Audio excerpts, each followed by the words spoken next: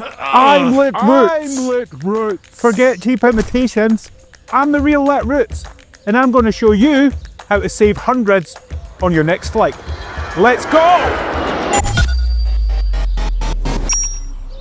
Hack 1. This one's a nice easy start.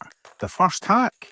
Well, I hate to state the obvious, but type Google Flights into, well, Google.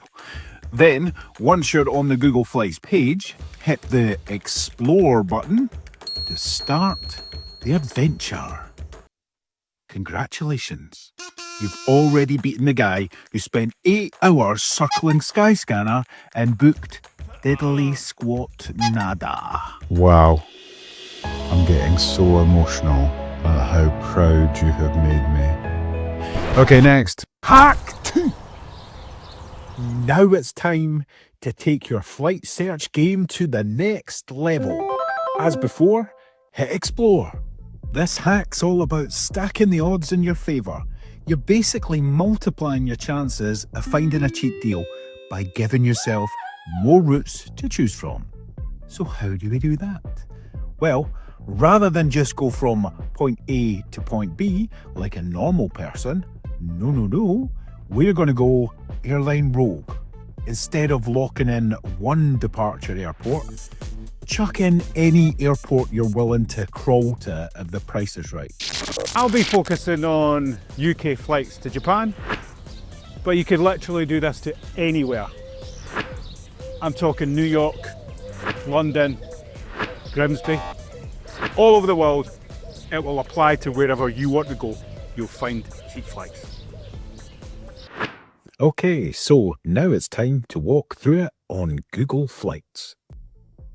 To add the airports, just click the plus button and there you go. I'm going to add Edinburgh, Glasgow, Aberdeen, why not? Manchester and Newcastle. There is only a maximum of 5 you can pick, but 5 should get you started. Then, for the destination, don't just type Tokyo. Be vague. Put a region. For me, I'm going to put Asia and let Google show me everything she's got. What this does is open up a whole map of options. Suddenly, you're seeing flights from all over the UK to all over Asia. Some dirt cheap, some hellish, but check out the prices and it gives you a great idea of how you can get there on a budget. Hack 3. Hack 3. Flexible dates will save you a fortune. And to emphasise that, I'm standing at a random gate. Let's have an explore of the Google Dates calendar. One quick thing to point out, if you're flexible with your flight dates and you can just take off work whenever, you're a lucky person, then just hit this button here where it'll give you random dates over the next 6 months and Google will do the work for you. Easy peasy. But I've got to go off on the idea that most of us have got a good idea of roughly what dates we're going to go. That's where the Google Flight date grid will really come into play. Keep in mind, you'll only see the date grid option after you've picked your preferred flight in the Google Flights Explore mode, just like so. Then you'll see a View Flights button option, which takes you to the results page where the date grid finally appears, because Google clearly didn't want to make that easy. Check the grid and then just have a look at the table, and if you're flexible by 1 or 2 days, which I presume most of us are, look at the savings. Arrive back a day later, save 216 quid. Go the Thursday to Thursday and save nearly 350 quid. And there lies the value of the date grid. And if you thought those hacks were tasty, wait till the next 2. We're going to save you even more dosh. You're welcome, ungrateful git. Hack 4. The trick is here is to aim for neighbouring hub airports that are close to your destination. Why would I do that, I hear you ask? Well, you didn't, but the voices in my head insisted I explain anyway, so here goes. So choosing a hub airport near your destination gives you two major wins. Firstly, cheaper flights. And second, a free stopover in a whole new place to explore. A bargain and a bonus. What's to lose?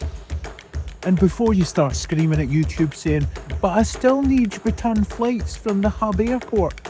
Yes, Sherlock, you do. But here is a quick, real-time, real-world example that will show you exactly what I mean. Flights from the UK to Fukuoka, do not say that after a whiskey or two, were coming in at around about £1,000 return. Or you could leapfrog to Fukuoka via Seoul for £642. That is £333 cheaper, and you get a bonus stopover in Korea. And yes, the price does include return flights from Korea to Japan with a suitcase. The flight's only like an hour away as well, so not bad at all. It's almost like the airline industry doesn't want you to know these things. Well, basically, because they actually don't. The savings on that are huge. It's a complete no-brainer. Hack 5. Technically, I'm calling this Hack 5, but really, it's just a collection of bite-sized tips because, let's face it, attention spans these days make goldfish look focused. Okay, let's leave you with a final few quick little golden nuggets that'll help you on your way to even more cheap flights. Use a VPN. They will track you and charge you more. Let's talk about sweet spots. For booking flights, the best time to book a flight is 6 to 9 months before you're going to travel. That is when the airlines will release the cheapest and most optimised seats. That's when you get the big savings. Find a cheap flight with a long layover. See it as an opportunity. 14 hours in Abu Dhabi. Nice. Get to see another place. Have a snooze. You can leave the airport, remember? I think this one's the most important. Always ensure that you choose the booking with the airline option. You go with a travel agent, it doesn't give you the same flexibility and amount of control. Even if the flight is cheaper with a travel agent, just pay the couple of quid extra just to go with the airline. Trust me, it's a better option. Oh, and don't be put off by China. A lot of people think, oh, it's China, red tape, visas. You can now enter China visa-free if you're travelling to a third country. So if you're going UK, China, Japan, free visa-free stopover. Let me know in the comments if you managed to snag a bargain thanks to this little tutorial. And where was it to? Plenty more stuff to come, including how to save on the golden route on the Shinkansen trains in Tokyo. Anyway, I'm Let Roots, and you can watch me walking about at 3 AM in Tokyo just to keep you going for the meantime. Bye for now.